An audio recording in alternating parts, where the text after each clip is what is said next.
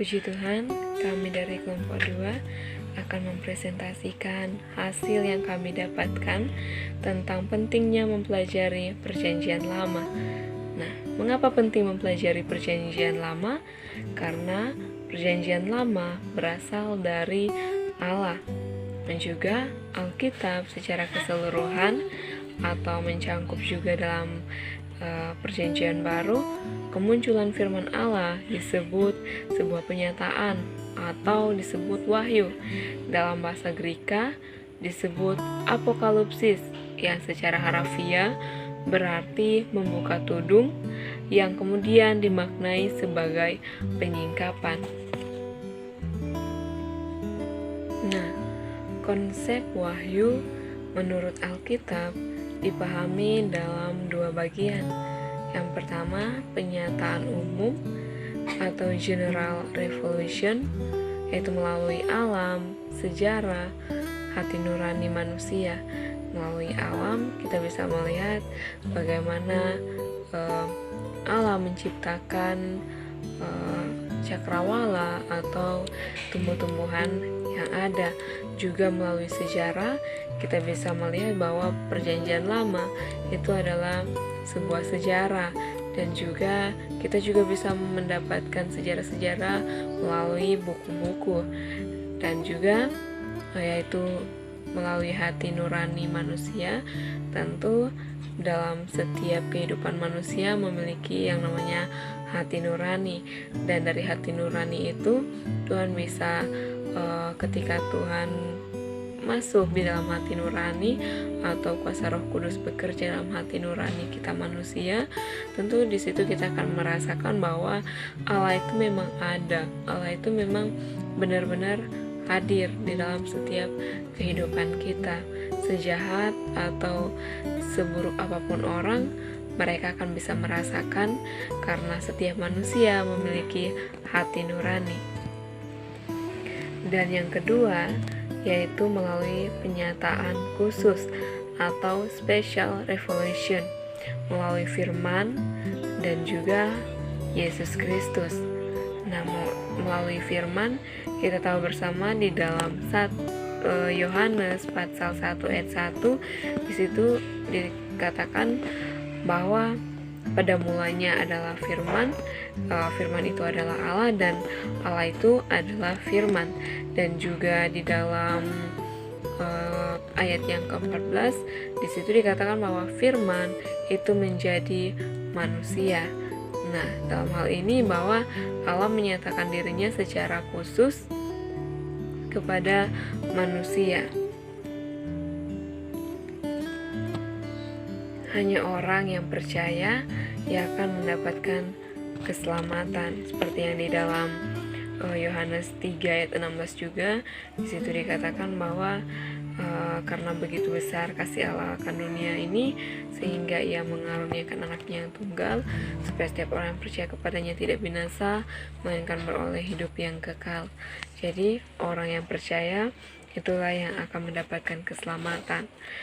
Nah, ada juga ayat referensi dalam Roma pasal 1 ayat 19 sampai 20, dan juga di dalam Yesaya pasal 52 ayat yang ke-10.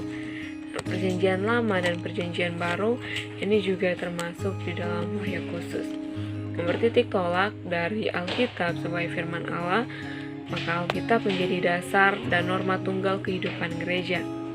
Bahkan karena Allah adalah Esa dan Maha Kuasa, maka terlepas dari beriman atau tidaknya manusia kepada Tuhan, sifat ini mengikat seluruh manusia di dunia. Dari sini dipahami bahwa Alkitab memiliki otoritas ilahi, otoritas eksonsial, berarti memiliki mengontrol, menguasai, dan tak terhalangi untuk bertindak pada seseorang yang berada di bawah otoritas tersebut. Bagaimana kita melihat Alkitab sebagai wahyu, padahal itu ditulis oleh manusia yang tentunya memiliki kelemahan. Nah, kita bisa melihat dalam poin-poin sebagai berikut. Nah, ada cara bagaimana kita bisa melihat itu wahyu Allah. Yang pertama, inspirasi Alkitab. Nah, inspirasi Alkitab adalah suatu proses di mana manusia menerima ilham Allah untuk menulis apa yang diwahyukan Allah, yang seperti ditulis dalam 2 Timotius 3 ayat 16. Di situ menceritakan tentang segala tulisan yang diilhamkan Allah. Nah, dalam bahasa Greka diilhamkan adalah Theos Pneutos, atau dalam arti dinafaskan Allah. Dalam bahasa Inggris itu God breathed. Kedua, plenary verbal inspiration. Plenary verbal inspiration dalam teologi dimaknai bahwa setiap kata, bentuk kata maupun penempatan kata yang ada tulisan pertama pada manuskrip asli Alkitab bersifat ilahi. Oke, kita masuk pada bagian yang ketiga, yaitu ineransi Alkitab. Sini saya akan membahas soal asal-usul kata dari ineransi Alkitab serta pengertian yang ada dalam hal itu. Kita masuk pada asal kata ineransi. Ineransi diambil dari bahasa Inggris yang berarti eransi, atau dalam bahasa Indonesia bisa diartikan sebagai tak ada salahnya. Nah, atau mengandung kekeliruan dengan tambahan in atau awalan in di depan itu merupakan sangkala.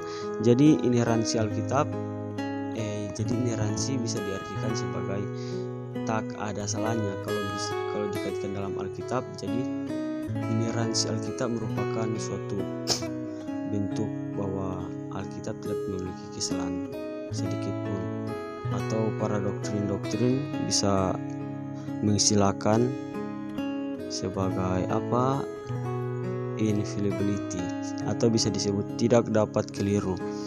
Terima kasih. Ya, puji Tuhan, kita masuk pada bagian yang keempat, yaitu kanonisasi Alkitab. Dalam bahasa Greka atau dalam bahasa Yunani, kata kanon berarti tongkat, dan kemudian menjadi tongkat pengukur, dan selanjutnya diartikan sebagai tolok ukur atau patokan. Arti lain juga dari kanonisasi Alkitab adalah golongan kitab yang diyakini memiliki otoritas sebagai firman Allah dan layak dijadikan tolok ukur untuk iman umat.